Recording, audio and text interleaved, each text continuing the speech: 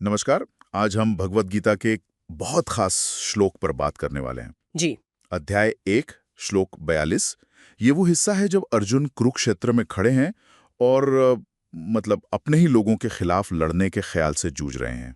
हाँ, बिल्कुल। ये उनकी द्विधा का एक बहुत महत्वपूर्ण पहलू है। और इस श्लोक में अर्जुन युद्ध के गहरे डर पर सोच रहे हैं ना, कि भाई अगर परिवार ही खत्म हो गए, टूट गए, तो समाज का क्या होगा। सही। श्लोक है, दोषे रेते कुलगन्ना नाम वर्ण संकर कारकई उत्साद्यन्ते जाति धर्माः कुल धर्माश्च शाश्वताः।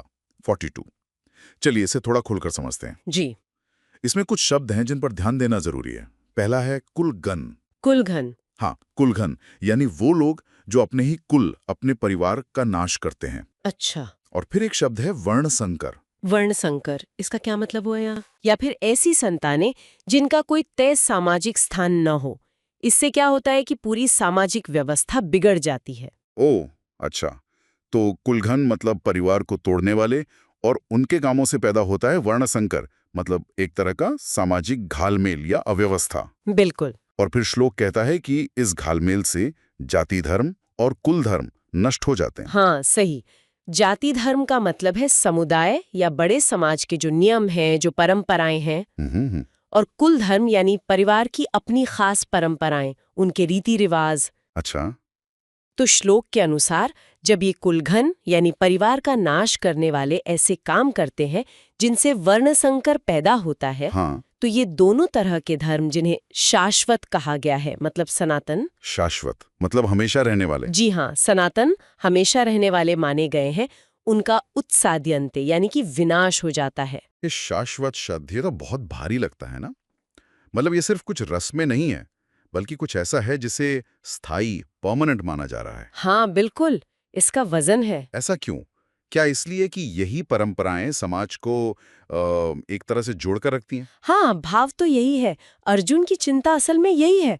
वो सोच रहे हैं कि युद्ध में जब इतने बड़े पैमाने पर लोग मारे जाएंगे, अपने ही कुल के लोग, तो ये एक तरह का कुलघन कर्म होगा। हाँ, सही। इससे क्या होगा? पारिवारिक ढांचा टूटेगा, उससे सामाजिक मिश्रण यानी वर्ण संकर बढ़ेगा, और फिर जो स्थापित नियम है, भूमिकाएं हैं, जो पीढ़ियों से परंपराएं चली आ रही हैं, कुल धर्म और जाति धर्म। हाँ, वो कुल धर्म और जाति धर्म वो खत्म हो जाएंगे। अर्जुन के लिए ये सिर्फ नियम नहीं है, ये समाज की आत्मा है, जो कि सनातन है, शाश्वत है। तो मतलब इस श्लोक की सबसे गहरी बात शायद यही है कि समाज का ताना बाना कितना कितना नाजुक हो सकता है। कि जो व्यक्तिगत या पारिवारिक स्तर पर उथल पुथल होती है, उसका सीधा असर उन साझा मूल्यों और परंपराओं पर पड़ता है जिन्हें समाज अपनी नींव समझता है। सही कहा आपने। ये श्लोक दिखाता है कि उस समय की सोच में पारिवारिक निरंतरता और सामाजिक व्यवस्था के बीच कितना गहरा, कितना सीधा रिश्ता देखा जाता था। अच्छा।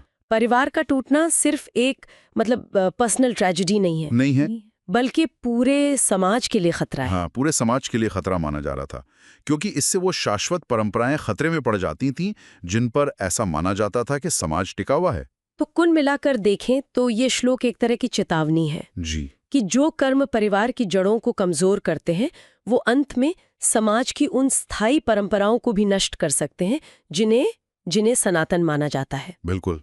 ये दिखाता है कि सामाजिक स्थिरता के लिए परिवार को कितना कितना अहम समझा गया है इस पाठ में। और यहाँ से एक बहुत दिलचस्प सवाल भी उठता है, जो सिर्फ इस श्लोक तक ही सीमित नहीं है, बल्कि शायद हर समाज, हर संस्कृति के लिए प्रासंगिक है। क्या सवाल?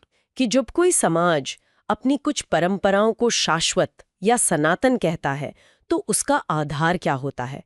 मतलब किन चीजों को वो अपनी निरंतरता के लिए इतना जरूरी मानता है कि उनके खत्म होने का डर उसे सबसे ज्यादा सताता है? ये सोचने वाली बात है आगे के लिए भी। हाँ, ये वाकई सोचने वाली बात है। चलिए आज के लिए यहीं रुकते हैं।